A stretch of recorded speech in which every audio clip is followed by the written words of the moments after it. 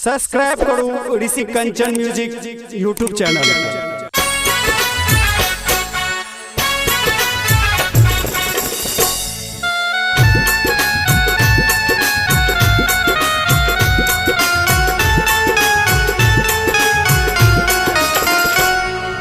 भोला छतियल बेला गेला कपलेश्वर के मेला भंगिया खाइले घर में माथ पिटई छत मैना एहन जमाइले घर में माथ पिटई छत मैना एहन जमाइले।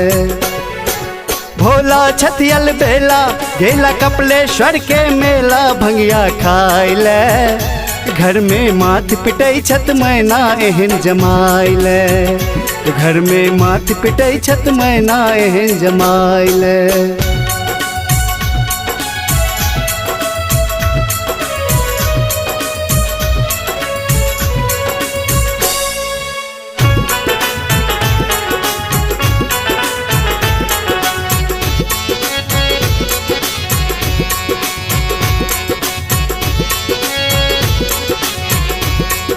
भंगिया पीलन धतुरा खेलन भूत प्रेत के संग में पागल सन के भेष बनौने छौड़ लगौने अंग में।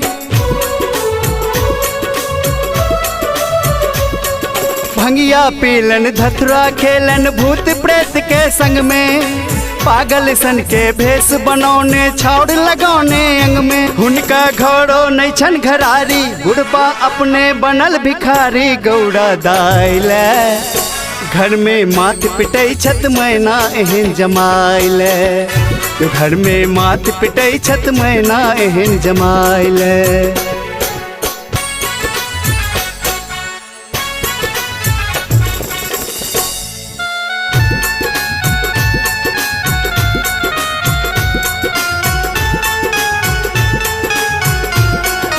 कहन कपार में बिदना लिखल गौरी के भेटल दुल्हा बसहा लेने घासों न जुड़े जड़े न घर में चूल्हा।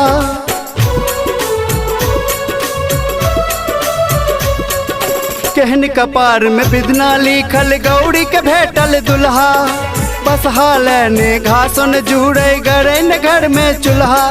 कार्तिक गणपति भैंस को काने घर में भात रोटी नहीं बने भर पेट खाइले घर में माथ पिटई छत मैना एहन जमाइले घर में माथ पिटई छत मैना एहन जमाइले। भोला छतियल बेला गेला कपलेश्वर के मेला भंगिया खाइले घर में माथ पिटई छत मैना एहन जमाइले घर में माथ पिटई छत मैना एहन जमाइले घर में माथ पिटई छत मैना एहन जमाइले।